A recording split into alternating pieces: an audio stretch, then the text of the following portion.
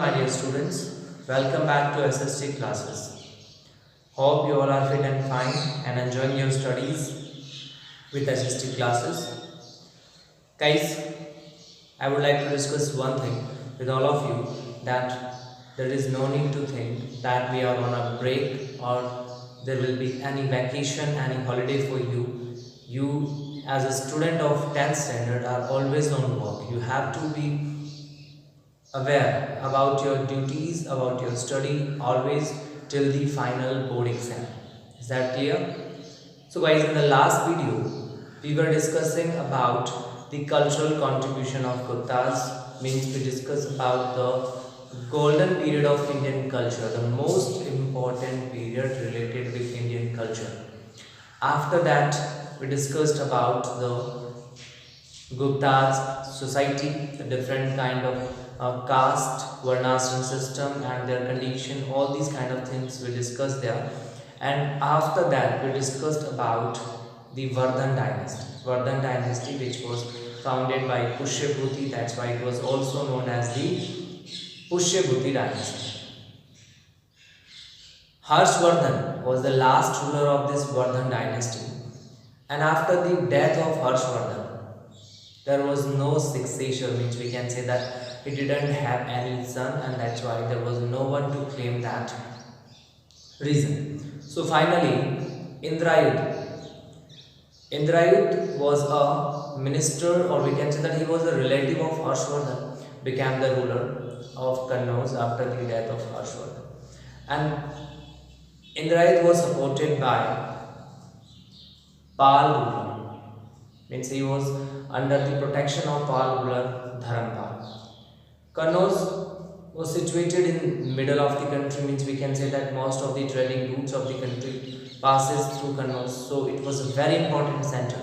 So that's why different powers which were present at that time in India were trying to adopt or occupy Kannauj. Means generally we can say that there were three major powers who were trying to establish their control over Kannauj: the Pal, the Gurjar Pratiharas, and the last one is the Rashtrakutas. Is that clear? So three powers were there who tried to occupy Kannauj, and because of the ambitions of all these three dynasties, there was a tripartite struggle between these three dynasties. So along with the description of all these dynasties, we are going to discuss about this tripartite struggle, means how these three dynasties came into struggle with each other and how the rulers related with different dynasties defeated each other. Okay, so with a comparison, we are going to discuss here the establishment of these dynasties, along with that the different rulers which came victorious in these struggles. Okay, so the three dynasties are Pal, Rashtrakud and Pratiharas. The first point is related with the founders of these dynasties. The Pal dynasty was founded by Gopala.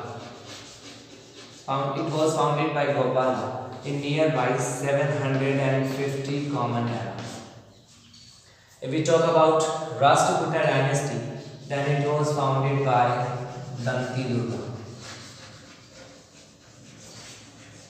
and he founded this dynasty in 736 Common Era. Now the last one is the Pratihar dynasty or the Gurjar Pratihar dynasty. According to some descriptions related with this dynasty, it is clear that the founder of this dynasty was a Samant Nagbhat, or we can say that Nagbhat first, who founded this dynasty in 725 Common Era. So in this way, all these three dynasties were founded in the first half of 8th century, we can say. Okay, so 8th century was related with the foundation of all these dynasties. The Pal dynasty was founded by Gopala, Rashtrakuta by Danti Durga, and Pratihara by Nagbhat first. First of all, if we talk about the Pal dynasty, then after Gopala, the next ruler of this dynasty was Dharampala.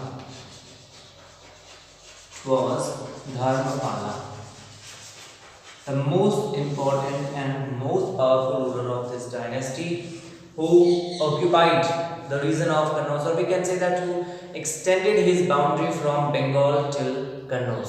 And as I told you, after Harshvardhan, Indrayud came in power, means Indrayud became the ruler of Kannauj, and this Indrayud was supported by Dharampal. So in this way, Dharampal was a very important ruler. Okay, and just because he wanted to protect Indrayud from Gurjar Pratiharas, a triplet struggle started between the Pals, Rashtrakutas and Pratiharas. Okay, so Dharampal was the most important ruler of this dynasty, who extended the boundaries of his empire till Kannauj, or we can say that in Kannauj he established a ruler which was in support of Dharampal, means a puppet like ruler he established there. Okay, after that the next ruler of this dynasty was the son of Dharampal, and that was Devpala.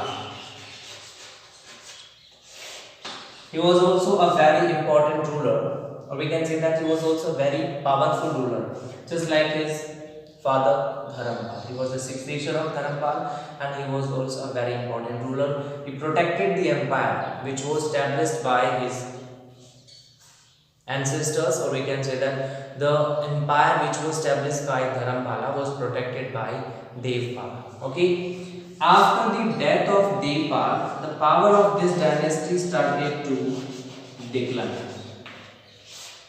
because of incapable rulers. Along with that, the continuous invasions of Gurjar Pratiharas was also a responsible factor for the decline of the power of these Pal rulers. Is that clear?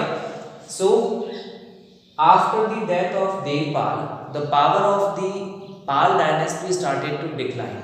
The major reason behind that were, after the death of Devpal, his successors were incapable. They were not able to handle the large extended empire or the responsibilities of the large extended empire. Along with that, there were continuous invasions of the Gurjar Pratihar rulers. So two major reasons were there for this decline. First of all, incapable rulers. Incapable rulers. The second point is continuous invasions of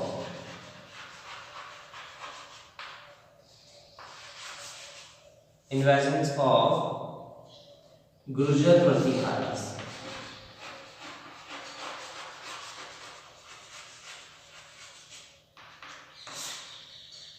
After that, the ninth ruler of this dynasty, Mahipal. The ninth ruler of this dynasty was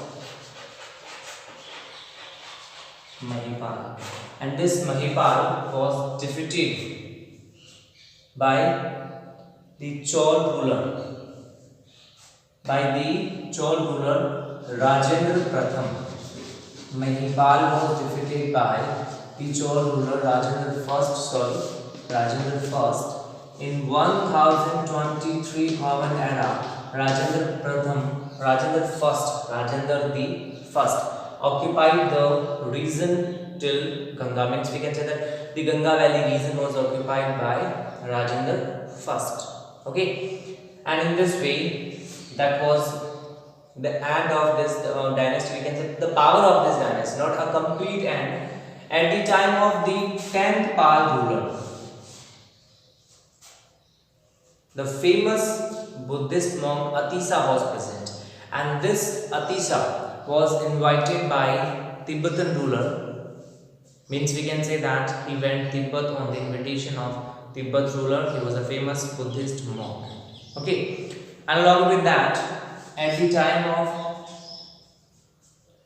Dharmapal, the ambassador of the famous ruler of Sumatra, Balputra Dev, visited India. Means he came India in the court of Pal ruler Dharampa, the ambassador of the great Sumatran ruler Balputra Dev, the ruler of Sumatra.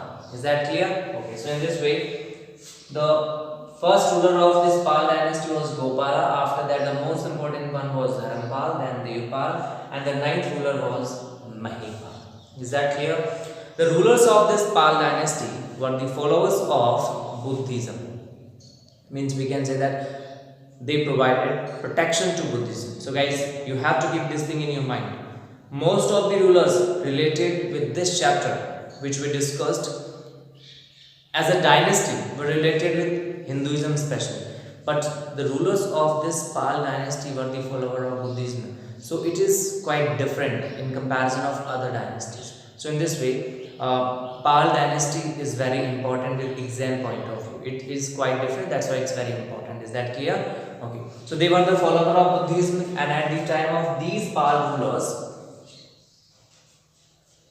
they provided protection to Buddhist educational institutions, or we can say that Buddhist viharas, Nalanda and Vikramshila. Vikramshila University, it is said that the Vikramshila University was established by Dharampa. So in this way, Nalanda and Vikramshila Buddhist or both viharas got protection, or we can say that charity and economical financial help from the Pal rulers. They were the protector of architecture, along with that art and culture, and the famous sculptures Dhiman and Vidpa were present at the time of Pal rulers. Many architectural structures were constructed by these Pal rulers, and the examples of that in the form of ponds we can find Dinapur districts of West Bengal in the present time. Is that clear? So in this way, this Pal dynasty was started in 750 Common Era by Gopal. After that, Dharampal was the most powerful ruler of this dynasty. Guys, as very short answer type question, you have to keep three major things in your mind. First, who was the founder? Second, who was the most popular ruler? And third point, if there is any special poet or scholar, so we have to keep the name of that scholar in our mind, the name of the particular creation of that particular scholar, and along with that, the name of the ruler in whose court that particular scholar was present. Is that clear? Now, the next dynasty is the Rashtrakuta dynasty, which was founded by Danti Durga. Means the founder of this Rashtrakuta dynasty was Danti Durga. He founded that in 736 Common Era. Okay, and he founded this dynasty by eliminating the power of Chalukyas. Okay, there were two parts related with Chalukyas. Chalukyas of Vatapi and Chalukyas of Kalyan. So Danti Durga was a Saman, or we can say that he was a courtier related with the Chalukyas of Vatapi, and he killed the last Chalukya ruler Kirtivarma II, and in this way established a new dynasty which is known as Rashtrakuta dynasty. Is that clear? So after Danti Durga, many powerful rulers were there in this dynasty. The first powerful ruler was Krishna first. The first one was Krishna first. The most important thing which you have to keep in mind related with Krishna first is he constructed the famous temple of Ellora. Okay, the temple of Ellora was constructed by Krishna first. Is that clear? After Krishna first, the fourth most important ruler of this dynasty was Dhruva. Dhruva, who defeated the Gurjar Pratihar ruler Vatsraj. Vatsraj was a Gurjar Pratihar ruler defeated by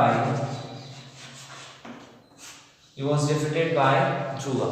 Okay, after Dhruva, the next ruler, the fifth ruler of this dynasty was Govind III. Govind III defeated the Rashtrakoot ruler Nagbhat. Nagbhat II was defeated by Govind III. Along with that, he also defeated the Pal ruler Dharampal.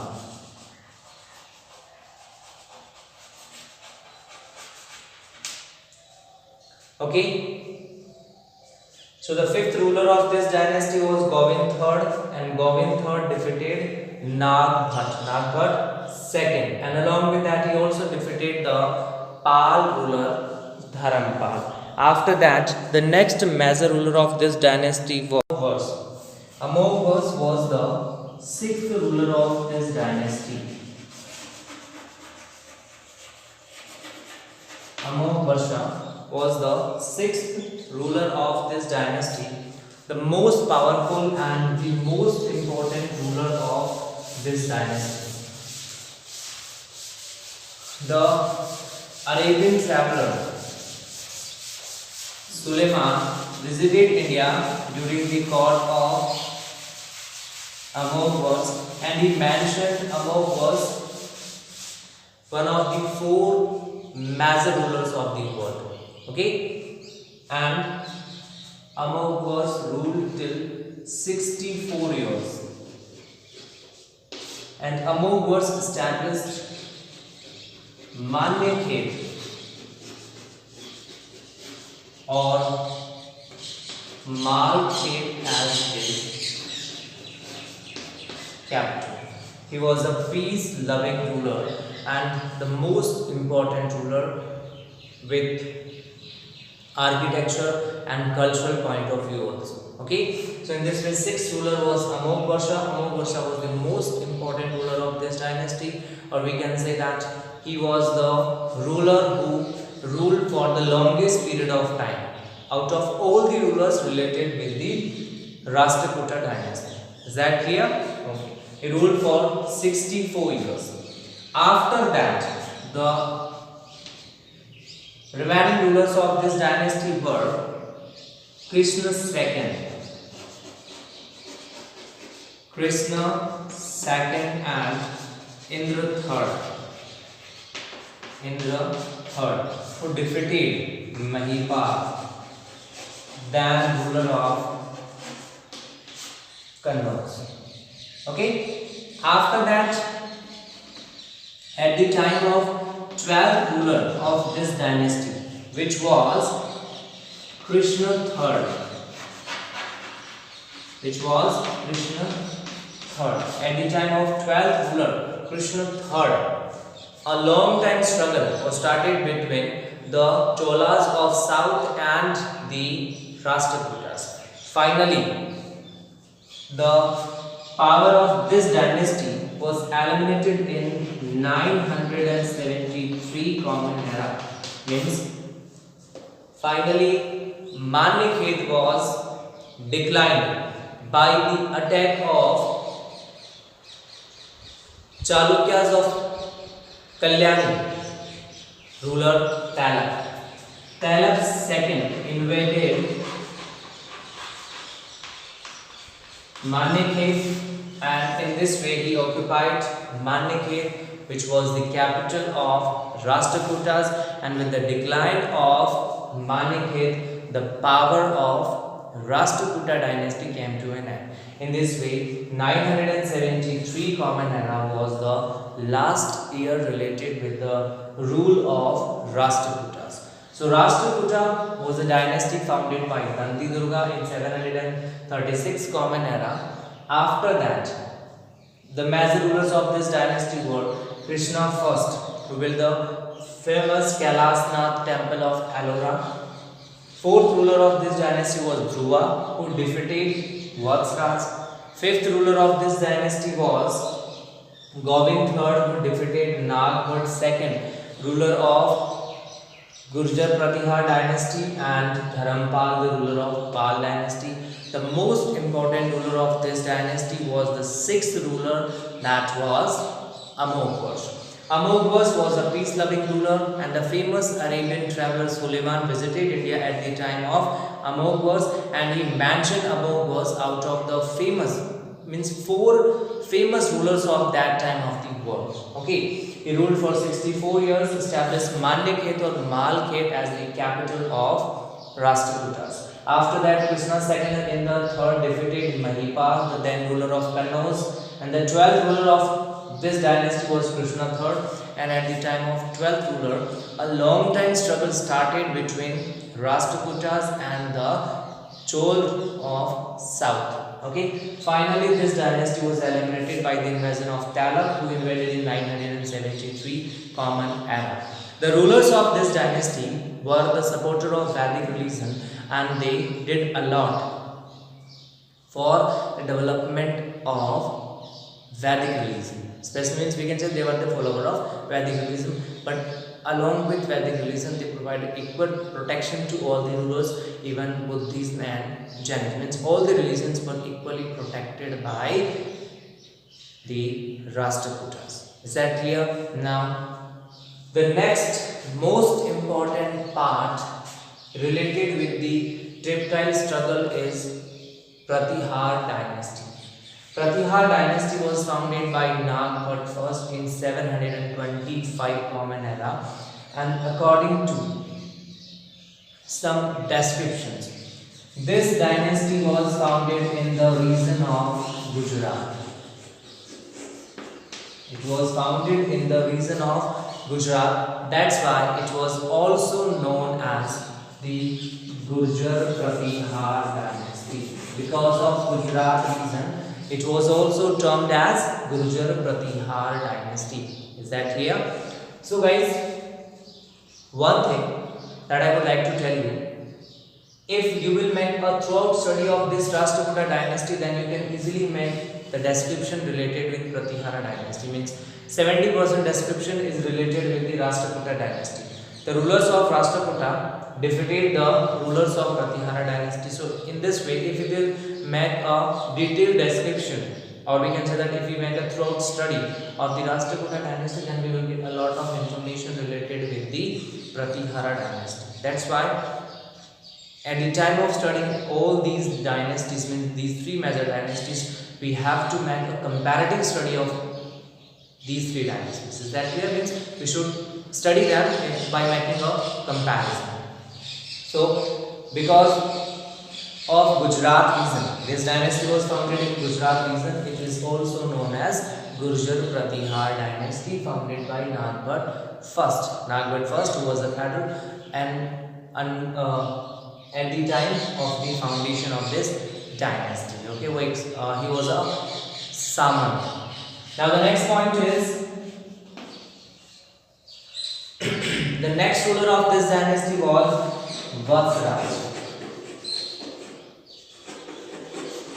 Vatsraj was the first ruler of this dynasty who adopted the title of emperor, or we can say that Samrat. The title of emperor or Samrat was first of all adopted by Vatsraj.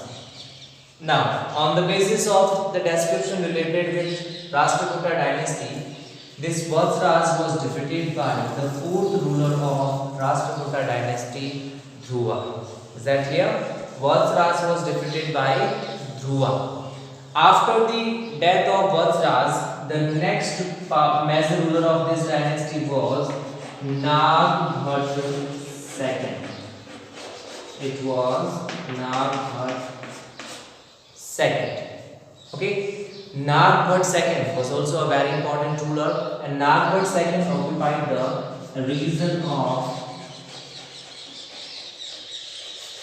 Kannauj, and he occupied that region by defeating the Pal rulers.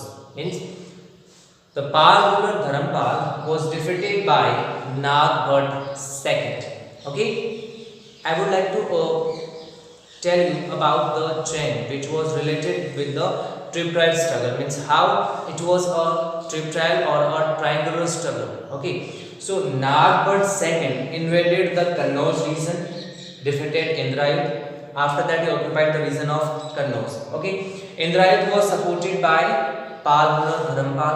So the Pal ruler Dharampal invaded the region of Kannauj to get it rid from the clutches of Nagbhat II.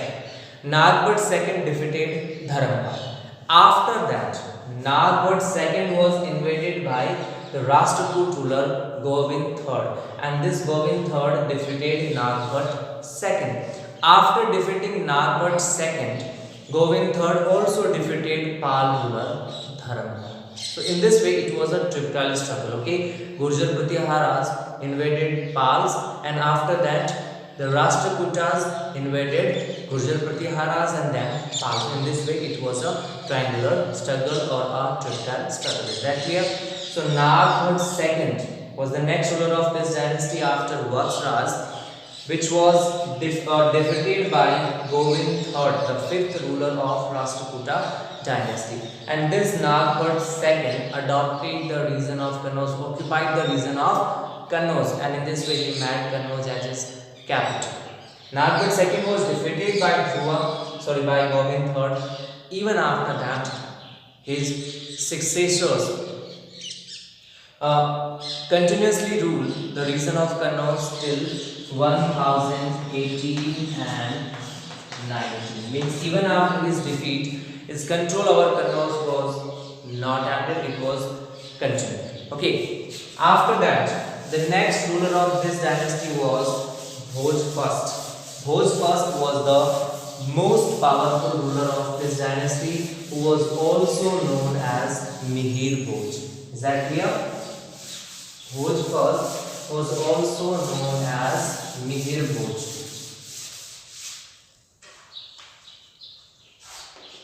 The next ruler was Bhoj I, also known as Mihir Bhoj. Okay, so Mihir Bhoj was the most powerful ruler of this dynasty. Most powerful ruler of this dynasty. After that, the next point is, after the death of Mihir Bhoj, Mahendrapal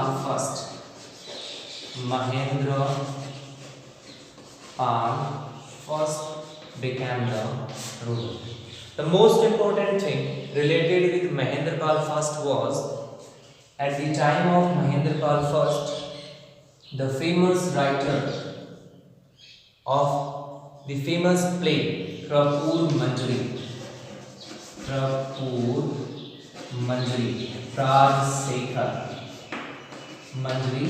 Rajsekhar was present. Means we can say that